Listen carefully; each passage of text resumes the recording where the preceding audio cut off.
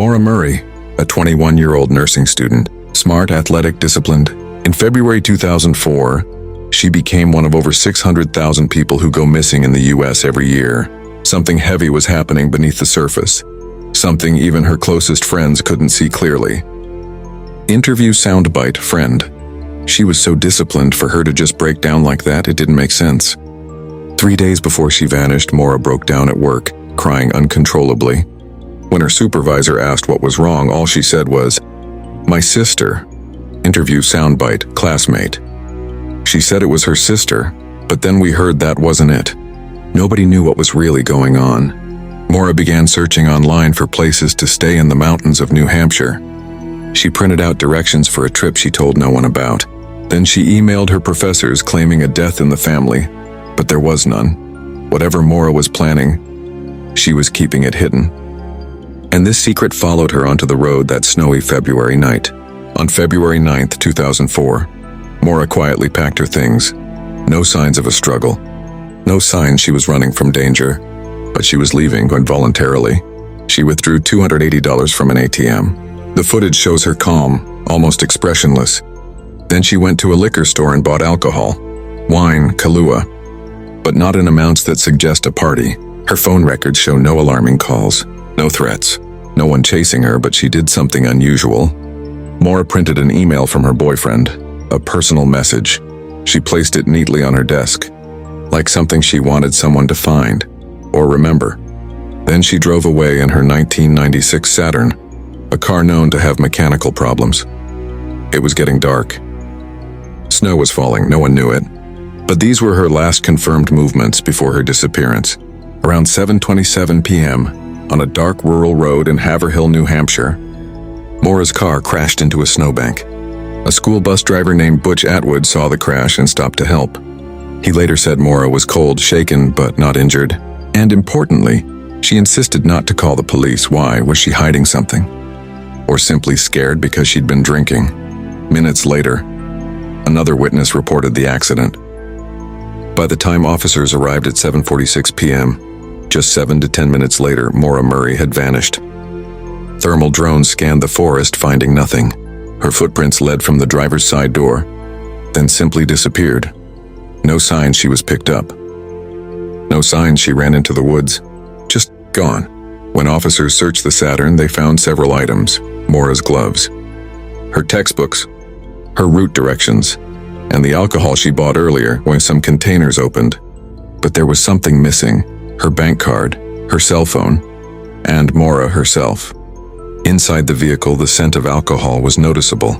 The airbags had deployed, but there was no blood. No sign of injury. On the rear window, an odd red stain, possibly wine, hinted she might have panicked, tried to clean up, or simply lost control. Police found no tracks leading into the woods. No sign she had been forced into a vehicle. No drag marks. It was as if Maura stepped out of her car, walked for a moment, and then reality swallowed her. By daylight, the woods were filled with search teams, volunteers, police officers, tracking dogs, helicopters scanning for heat signatures. The dogs traced her scent about 100 meters east of the crash site, then suddenly lost it. Not faded. Lost completely. As if Maura had been lifted off the ground. Police checked houses, cabins, trails. No one saw a girl walking alone in freezing temperatures. The strange part? There were no reliable sightings that night. No footprints beyond the first few meters. It was as if Maura had disappeared within minutes, into thin air, on one of the quietest roads in New England. What began as a simple car accident was now a full missing person case, with no direction, no motive, and no answers. After Maura vanished, investigators checked her phone records. There were no emergency calls, no calls for help, no calls to friends. Just one strange detail. At 4:37 p.m., hours before the crash, Maura called a property owner in New Hampshire to ask about renting a condo for a week. She sounded calm, normal, nothing unusual. Then another detail raised questions. At 7:27 p.m., when the crash happened, her phone never pinged again. Either the battery died or it was intentionally turned off. Her boyfriend Billy called her repeatedly that night. Every call went straight to voicemail. But at 7:56 p.m., after police had already arrived at the crash site, Billy received something chilling, a voicemail from Maura's phone. But it was silent, just breathing and static. Some say it was a technical glitch. Others believe Maura tried to call him but couldn't speak. Whatever happened, her phone was never used again. Maura's father, Fred Murray, drove to New Hampshire as soon as he heard she was missing. He walked the crash site, retraced her steps, and repeated the same desperate question. Where would she go? Why would she run? But something disturbed him. Police seemed slow. The first 24 hours were treated like a simple walkaway case, not an emergency. Fred insisted Maura was taken. He argued there was no reason she would vanish in the freezing woods. He begged officers to treat this as a possible abduction, but investigators believed otherwise.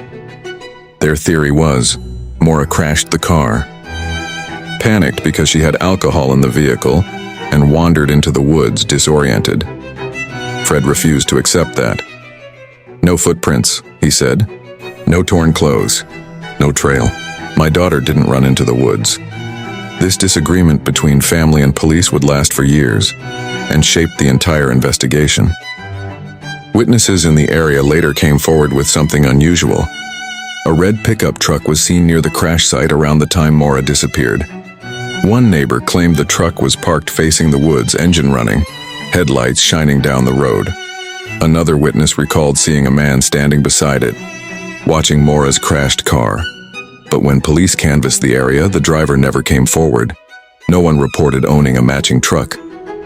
No one admitted being there. Was he just a passerby, a silent witness, or something far more sinister? In a case with almost no physical evidence, even a single truck becomes a terrifying possibility. Some believe this is the man who picked Maura up, whether she accepted the ride willingly or not.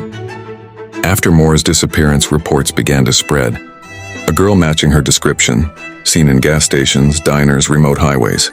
A woman claimed she saw a pale, dark-haired girl pacing nervously outside a convenience store. A couple swore they saw a girl running into the woods at sunrise. Another driver said he saw a thin young woman hitchhiking in a freezing storm. Every sighting was investigated. Every report collapsed. But one story remained chilling. A diner waitress said a girl came in alone, shaking. When she approached her, the girl whispered, "I'm not supposed to be here."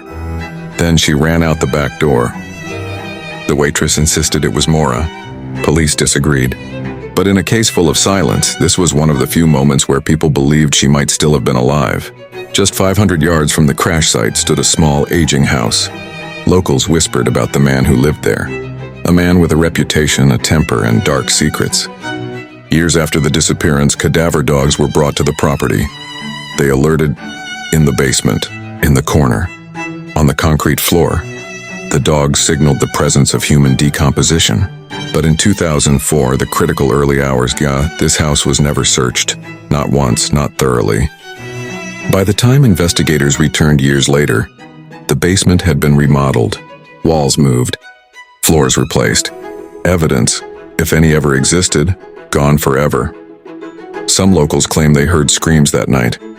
Others insist the entire theory is false. But one truth remains. A suspicious house steps from the crash site was not searched until it was far too late. In any missing person case, the trail is rarely straight. But in Maura Murray's disappearance, the twists didn't just complicate the story, they reshaped the entire timeline. As police questioned people living near the crash site, multiple witness accounts began to surface, and some of them didn't match what the investigators expected. One of the earliest statements came from a school bus driver named Butch Atwood, who lived near the crash. He told officers that when he stopped to check on Maura, she insisted she was fine. She didn't look injured. She didn't look confused, but she was clearly shaken, almost like someone who just wanted to get away from the road. Butch also mentioned something strange. Maura refused help, refused to call the police, and kept insisting she already called DIA, even though phone records show she never made that call. Investigators wondered, was she hiding something? Was she scared of law enforcement? Or was she waiting for someone who might have been on their way? Minutes later, another neighbor reported seeing a man in the shadows near the scene, smoking a cigarette. This person vanished before police arrived. To this day, his identity remains unknown. Then came a second alarming claim. A local reported seeing a dark pickup truck parked a few meters behind Maura. Maura's crashed Saturn. The driver's face couldn't be identified. The truck allegedly stayed for a short moment, and then quietly drove away. And just like that, the timeline became complicated. Because all these sightings took place before police arrived, investigators had to consider unsettling possibilities. Was Maura picked up by someone she trusted? Was she abducted by a passing stranger? Or did she willingly leave the scene, planning to disappear? One more witness added another layer. A woman who lived nearby said she heard a thud, like someone slamming a car door followed by the sound of a vehicle accelerating hard. She didn't see Maura. She didn't see the car. But the timing matched the window between Maura being last seen and the moment police arrived to find the area empty. Piece by piece, these witness reports painted a haunting picture, not of one clear event, but of multiple moving parts happening at the same time.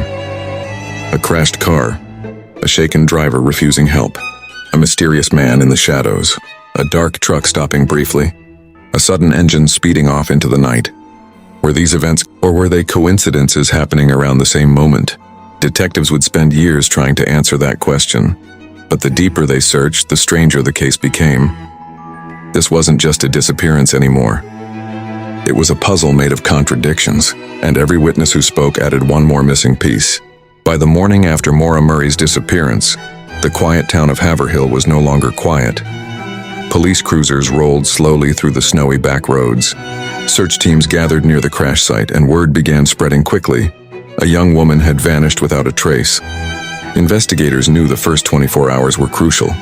Statistically, if a missing person isn't found within that window, the chances of locating them alive begin to drop sharply. But in Maura's case, the timeline was already fractured. Between the moment of the crash when the time officers arrived, only 7 minutes passed. 7 minutes in which Maura either left willingly or was taken. Search dogs were brought in immediately. Their job was simple: follow Maura's scent and lead officers to her. The bloodhounds picked up a trace near the driver's side door of the Saturn. They followed the scent along the road, down a slight path, and then suddenly, it stopped, just ended, as if Maura had stepped into another vehicle and disappeared. This result raised major concerns, because it matched the witness report of a dark pickup truck seen near the crash. If she entered another car, why? Was she seeking help? Or did someone force her in? Police expanded their search radius. Helicopters flew over the tree lines. Snowmobiles combed the woods. Volunteers walked shoulder to shoulder along the roads, checking for footprints, torn clothing, or any sign she continued on foot. But the snow was both a clue and the biggest obstacle. That night, temperatures dropped below freezing. If Maura had wandered into the woods alone, she wouldn't have survived long. But if she had succumbed to the cold, searchers expected to find some trace in a jacket, a glove, disturbed snow, something. Nothing appeared. It was as if the forest swallowed her whole. Report after report came in, all describing the same thing. No tracks, no signs of struggle, no items she may have dropped. And yet, the scent trail ending abruptly suggested one undeniable fact. Maura likely did not walk into the woods. She left that road in a vehicle. To investigators, this was both promising and terrifying. Promising, because it meant she might have survived the crash. Terrifying, because it introduced several new possibilities. Had she hitchhiked with a stranger? Did she call someone for help and climb into a familiar car? Or did someone see an opportunity and intake her? Police worked around the clock, retracing every step, re-interviewing every witness, analyzing footprints, tire tracks, and the angle of Maura's crashed Saturn. But as hours turned into days, one chilling thought began to grow stronger. Maura Murray didn't simply wander off. She was gone, taken from the road willingly or not, in a narrow window of time so small it still baffles investigators today. And the deeper they dug, the stranger the evidence became. As search teams pushed outward from the crash site, investigators turned their attention to the one piece of physical evidence they had complete access to: Maura Murray's black Saturn sedan. On the surface, it looked like any minor accident. The front of the car was damaged. The airbags had deployed, and a small amount of red fluid had leaked onto the snow. But the closer investigators looked, the more the car seemed to raise questions instead of answers.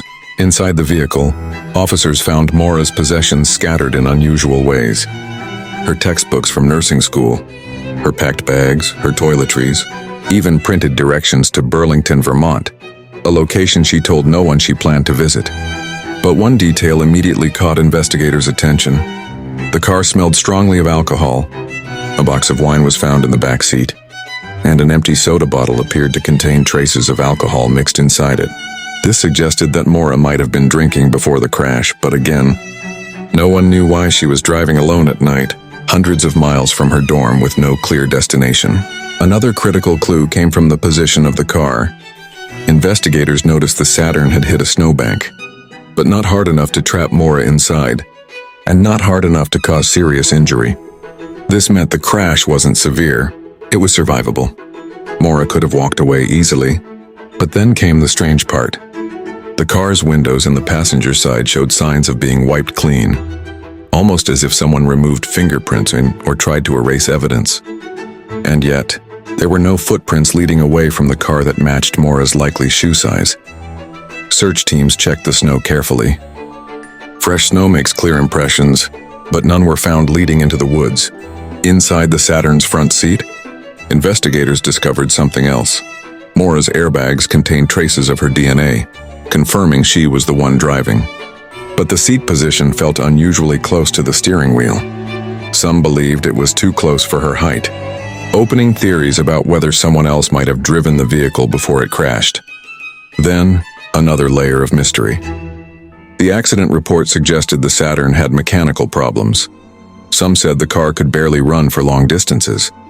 Others believed it may have been towed to the exact spot and staged. If the car was staged, that would change the entire timeline of her disappearance. It would mean Maura wasn't driving the car when it crashed. Someone else could have placed it there to mislead investigators or to buy time. But despite these theories, there was no solid evidence proving staging, only unanswered questions. In the back of the vehicle, officers found Maura's packed belongings, nothing indicating she ran away. No large sum of money, no passports, no survival gear. Her life wasn't in the car.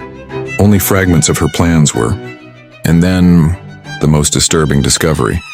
Inside the car, officers found a rag stuffed into the tailpipe. This detail alone triggered dark speculation. Was it placed there by Maura? Was she trying to prevent the car from starting? Or was it an attempt at harming herself? Mechanics later concluded the rag could have caused carbon monoxide to backflow, but the car wasn't running when police arrived, meaning the rag may have served a different purpose, something unknown. Piece by piece, the Saturn wasn't just a car, it was a silent witness, holding secrets investigators still can't fully decode. The Saturn answered nothing. It only deepened the mystery. As investigators pieced together Maura Murray's final hours, one thread kept returning to the center of their timeline: her phone activity. The hours leading up to her disappearance revealed a pattern of calls, internet searches, and unanswered messages, each one adding weight to a theory, and each one contradicting another. Earlier on the day she vanished, Maura called her boyfriend, Bill Rausch. No one knows exactly what was said, but the tone of the call has been described as emotional, fragile, and troubled. Shortly afterward, Maura made another call, this time to a car rental agency. She asked about renting a vehicle for a trip. Her reasons were unclear. She didn't tell friends. She didn't tell family. She didn't tell her professors. Nothing she did that day matched her routine. Then came the call that raised the most questions. Maura phoned the owner of a condo in Bartlett, New Hampshire, a place her family visited before. She inquired about staying there, but she did not confirm a reservation. Investigators found this unusual. Why call a condo 2 hours from campus? Why pack her bags? Why withdraw money from an ATM? Why load her car with school books if she wasn't planning to return anytime soon? The timeline became stranger when investigators realized that around 4 p.m., Maura emailed her professors telling them she needed a week off, claiming there was a death in the family. But no one had died. She lied, and no one knew why. Was she overwhelmed? Did she need space? Was she planning a short escape to clear her mind? Or was she running from something? Then in the final hour before her crash, Maura checked her voicemail twice, but didn't leave messages for anyone. She made no calls asking for directions, no calls for help, nothing indicating panic. She simply drove north alone. But the most unsettling part came after the crash. When investigators examined her phone records, they noticed something critical. There were no outgoing calls after the accident. This contradicted what she told the bus driver, that she had already called roadside assistance. AADA confirmed it. She never called. So why lie? Was she afraid the police would get involved? Did she panic because she had alcohol in the car? Or did she tell the bus driver what she thought he needed to hear, because she was planning to leave the scene? Equally disturbing was the fact that Maura's phone went silent. No outgoing calls, no texts, no signs she tried to contact help. But there was one last mysterious detail. Her phone pinged a tower far from her dorm, but the team could not conclusively determine the exact direction she traveled. Cell tower technology in 2004 wasn't precise, leaving investigators with only a rough radius. Even more haunting, Maura's phone was never found. Not at the crash site, not along the road, not in the woods. It disappeared with her. Investigators realized they were dealing with a vanishing that wasn't spontaneous, but deliberate or controlled by someone else. The calls she made that day didn't point to fear. They pointed to preparation, planning, movement, an intention to go somewhere far from campus. But the silence after the crash, that was something different. The calls began a journey. The silence marked the moment everything stopped, and detectives were left with one defining question. What happened in the minutes between her last call and her disappearance? As word of Maura's disappearance spread beyond campus and into the early morning hours, her family rushed toward the White Mountains, desperate, confused, and unprepared for the mystery they were stepping into. Her father, Fred Murray, arrived first. He drove straight to the local police station, demanding every detail, every timeline, every clue. To this day, he says the same thing. None of it made sense the moment I heard it. Fred knew his daughter. He knew her habits, her personality, her fears, her strengths, and the idea that she simply walked away from a minor accident without her belongings, without her phone, without asking for help, did not align with anything he understood about her. When Fred saw the crash site, he felt something even stronger, a deep instinctive belief that Maura left that road not by choice. Standing in front of the crashed Saturn, he examined the damage, the angle of the car, the skid marks, and the surroundings. Nothing about the scene suggested panic or irrational behavior. Nothing suggested she fled into the woods. Instead, he felt the area was too exposed, too open for someone to willingly walk away into darkness. Fred told investigators immediately, "My daughter was not suicidal. She wasn't running away. Someone took her." His frustration grew when he learned about the 24-hour delay in formally labeling Maura as a missing person. Because she was a young adult, the case wasn't treated urgently at first, a decision her family believes cost them crucial time. As more family members arrived, and her siblings, her boyfriend, her mother, they all said the same thing. Maura was planning for the future. She had cold weather gear left untouched in her room. She had ordered new textbooks. She had not emptied her bank account. She had plans with friends for later that week. Nothing indicated a person preparing to disappear. When her boyfriend Bill arrived, he brought emotional weight to the investigation. He said Maura had sounded stressed in their last call, but never hopeless. Never distant, never like someone saying goodbye. Police briefed the family on the scent trail ending in the middle of the road. They explained the witness accounts, the brief sightings of a dark pickup, the unknown man smoking, the sudden engine accelerating away. With every detail, Fred's expression hardened. He didn't see coincidence. He saw the possibility of interference, that someone reached Maura before the authorities did. By the end of that day, the Murray family wasn't just worried. They were convinced. Something happened on that road, and someone else knew more than they were saying.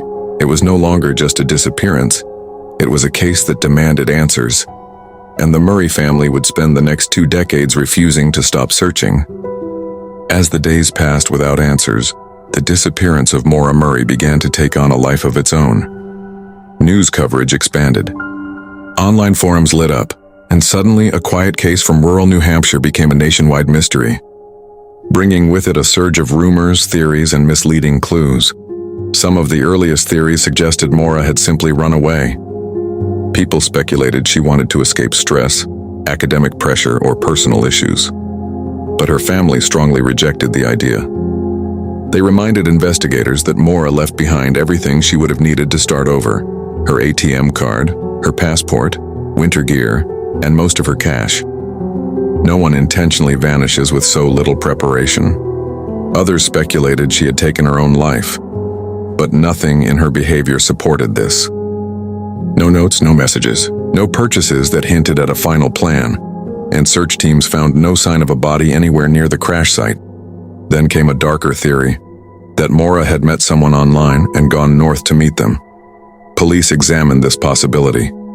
They looked into chat logs, emails, and recent contacts. Nothing pointed to a secret relationship, but the false leads didn't stop there. Over the following years, dozens of reported sightings came in, from gas stations, grocery stores, bus stops, even airports. People claimed they saw a young woman who looked like Maura traveling alone. Every lead was investigated, every report was checked. None were confirmed. Theories grew more extreme. Some believed Maura wandered into the woods and never came out. Others believed she started a new life in Canada. A few even speculated she joined a commune, where her identity was protected. But the most troubling rumors pointed toward abduction. People questioned the presence of a mysterious truck near the crash site. They questioned the unknown man seen smoking in the shadows. They questioned the abrupt ending of the scent trail on the road. These details didn't fit a runaway theory. They didn't fit a suicide. They pointed toward intervention, someone stepping into Maura's life at the exact moment she was most vulnerable. And then came the false confessions, anonymous emails, phone calls, and internet posts claiming to know where Maura was buried. Every one of them was investigated. Every one of them led nowhere. For investigators, the flood of theories became a distraction. Every rumor pulled resources away from the real work, searching for evidence and trying to understand what happened in those final minutes before Maura vanished. In the end, almost none of the early theories held weight. They were built on speculation, not truth, but they revealed something important. The world didn't just see Maura as a missing person. They saw her as a symbol of fear, of mystery, of the unknown. And her disappearance became one of the most haunting unsolved cases in America. Yet despite all the theories, only one fact mattered. Maura didn't simply vanish. Something, or someone, made her disappear. And investigators were only beginning to uncover how deep that possibility truly went. By the time the clock crossed 9 p.m., the cold grip of winter had settled fully over Route 112. Only hours had passed since Maura Murray vanished. But for investigators, each minute felt like sand slipping through a tightening fist. At this point in the search, one hard truth became painfully clear. If Maura left the road on foot, she had entered a stretch of woods that was unforgiving, silent, and nearly impossible to navigate at night. The area surrounding the crash site is a maze, a dense patchwork of pine, hardwoods, abandoned logging paths, hidden dips in the terrain, and steep embankments. In the dark, even a step in the wrong direction could send someone stumbling into thick undergrowth or freezing runoff. Yet if Maura was disoriented, cold, and scared, it is exactly where she might have gone. Search teams spread out with dogs, flashlights, and thermal equipment, combing through the woods meter by meter. But the cold air that night worked against them. If Maura was moving, dogs would struggle to track her scent. And if she had stopped moving, the freezing temperature could erase her trail altogether. Then came one of the most debated discoveries in the case. The dogs hit on a scent heading east from the crash site. They tracked the trail for a short distance, then, inexplicably, the scent ended. Completely. To investigators, this could mean one thing. Maura might have entered a vehicle. Whether she accepted help, panicked and fled, or was forced inside, the forest gave no answer. It swallowed the evidence the way it swallowed sound. But the locals who lived near the crash site whispered another possibility, one that shook this quiet community. They told investigators that the woods near the crash site weren't empty at night. Trucks passed through, strangers parked in secluded pockets, traffic no one could fully explain. If Maura had walked into those shadows, if someone had been waiting, the forest would not have protected her. And yet, even with that chilling possibility, the search continued. Investigators moved deeper into the woods, their breath visible in the cold air, calling her name. Each call faded into branches, brushing quietly as the wind passed. The forest, vast and indifferent, offered them nothing. Not a footprint, not a piece of clothing, not a single sign that a 21-year-old woman had fought, rested, or even breathed within its borders. The woods held their silence. And for the first time since the investigation began, so did hope. By the morning after Maura Murray disappeared, investigators faced the most critical window in any missing person case: the first 24 hours. Statistically, this is the period when the most valuable clues surface and the period when the most important decisions must be made. But for Maura, the early hours were already complicated. The car accident was unusual. The witnesses gave conflicting statements and the clock kept ticking without fresh leads.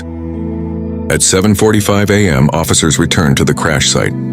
The area felt unsettlingly quiet. No footprints in the snow, no torn fabric, no personal items scattered in panic or distress, just the abandoned Saturn with shallow damage to the front and airbags deployed, as if someone had stepped out calmly, not injured, and vanished. Inside the car, investigators found something even more puzzling. Maura's belongings were neatly placed. Her textbooks, a few personal items, a box of wine, a printed map of the White Mountains. Nothing suggested a robbery or a struggle. The investigators followed protocol. They expanded the search radius. K9 teams returned to attempt another scent trail. Again, the dogs traced her path eastward along the road. And again, the scent ended abruptly. This moment would fracture the theories for the next 2 decades. If Maura had left voluntarily, if she planned a temporary escape, where would she go without her phone, without her car, without warm clothing? If she had been picked up, was it someone she trusted? Or someone who stopped at the perfect moment to exploit a vulnerable situation? Investigators canvassed every home along Route 112. They interviewed everyone who had seen or heard anything unusual that night. Some residents recalled flashes of headlights. Others claimed they heard a second vehicle. A few thought they heard a girl calling for help, but no one could confirm it. By late afternoon, officers expanded their search into deeper forest zones. Drones weren't common in 2004, so everything depended on manpower, tracking dogs, and outdated aerial techniques. Still, the woods were unforgiving, a hollow maze of white, brown, and frozen air. The investigation hit a chilling realization. There was no physical evidence that Maura ever left the crash site alive, but there was equally no evidence that she didn't. The search, the interviews, the early theories, everything pointed to 2 dark possibilities. Maura walked into the woods and succumbed to the elements, or someone stopped on that lonely road in the right moment, in the right window, and Maura Murray never stood a chance. This was the turning point, the moment the case shifted from a missing person alert to a battle against a vanishing timeline. As investigators pushed further into the second day of Maura Murray's disappearance, one theory began gaining momentum, a theory that would divide experts, families, and online investigators for the next 20 years. It was the idea that Maura did not simply leave the crash scene, but that she was taken from it. This theory wasn't born from fear or speculation. It came from a chain of small but powerful observations, details the average person might overlook, but investigators could not ignore. First, the disappearing scent trail. K9 units following Maura's path lost her scent abruptly along Route 112. That stoppage was not gradual, it was instant. The dogs behaved exactly as they would when a person steps into a vehicle. Second, the timeline. The last witness to see Maura, the bus driver, spoke with her only minutes before she vanished. When police arrived, she was gone. That window was so small, it almost guaranteed that whatever happened must have happened quickly. Third, the environment. This was not a city street with constant traffic. This was an isolated rural road in the dead of winter. Anyone driving by that night had a reason to be there. And finally, the car. The Saturn was locked. No signs of a struggle. No footprints leading deep into the woods. No dropped belongings. No trail of blood, fabric, or clothing. It looked as if Maura left intentionally, or was guided away by someone she felt safe approaching. Investigators started pulling records. They looked into known offenders in the area, highway workers, people with criminal histories, and drivers who frequented the route. They examined every registered tow truck, delivery truck, and pickup reported within miles of the scene. During interviews, several residents recalled seeing unfamiliar vehicles on Route 112 that night. Headlights slowing, stopping, backing up. Some said they heard a second car, Others admitted they didn't look closely because the road often saw late-night traffic from workers heading home. But combined, the puzzle was unsettling. If Maura was injured, confused, or scared after the crash, she might have accepted help. A warm vehicle, a friendly voice, a stranger who appeared trustworthy. And if that stranger had the wrong intentions, the road, the woods, the night itself, all became the perfect cover. Yet there was another layer to this theory, one that investigators discussed quietly. Maura was smart, strong-willed, independent. If she got into a car willingly, it would have meant she believed she was safe. Which leads to one haunting possibility. Whoever stopped for Maura that night may not have looked like a threat. Perhaps they were calm. Perhaps they offered help. Perhaps they said the right thing at the right moment. Whatever happened, it happened without a sound loud enough for neighbors to notice, and without leaving a trace strong enough for investigators to follow. This theory changed the entire investigation. It shifted the direction of the search. It changed the tone of the case from an accident to a potential abduction, and from that moment, every lead, every rumor, every witness, every scrap of information was filtered through a new lens. What if Maura Murray didn't saw her run? What if she was taken? 2 decades have passed since Maura Murray disappeared on that snowy February night. The crash site remains a silent witness, the woods a frozen labyrinth, and her Saturn still tells a story with no ending. Investigators, families, and armchair detectives have pieced together timelines, witness statements, phone records, and environmental clues. Yet the central question remains unanswered. Where did Maura Murray go? What the evidence does tell us is chilling. The scent trail ended abruptly. The car was abandoned yet intact. No footprints led into the woods, and her phone vanished along with her. Witnesses saw a mysterious vehicle and a man nearby, yet identities remain unknown. Nothing suggests a voluntary disappearance, and yet no body has ever been found. The leading theory is now widely accepted among experts. Maura likely accepted help from someone she perceived as trustworthy. A stranger, a passerby, or a vehicle she believed was safe. What happened next remains a mystery. Whether she was abducted or otherwise prevented from returning home is unknown, but the circumstances indicate she never walked away alone. Her family, relentless in their search, has never stopped asking questions. They have followed up on countless leads, investigated reported sightings, and pressured authorities to keep the case active. For them, closure has remained elusive. Yet their advocacy ensures Maura's story has not been forgotten. Online communities, documentaries, and news outlets have continued to examine the case. Some see her disappearance as emblematic of unsolved mysteries in rural America, where isolation, cold winters, and fleeting opportunities create perfect conditions for someone to vanish without trace. The case leaves more questions than answers. Was it an opportunistic abduction? A miscalculated attempt to flee? Or something far stranger that we may never understand? What is clear, however, is that the details we do have, the abandoned car, the neatly packed belongings, the abrupt scent trail ending, the witnesses, the cold winter night, point to one undeniable truth. Maura Murray did not simply disappear. She vanished under circumstances that suggest she was interrupted, guided, or forced. And that uncertainty has cemented her story as one of America's most haunting and unresolved mysteries. Today, Maura's disappearance remains active. Police continue to accept tips. Her family keeps her memory alive. And the roads, the woods, and the abandoned Saturn stand as silent reminders that sometimes the truth is a path we may never fully walk.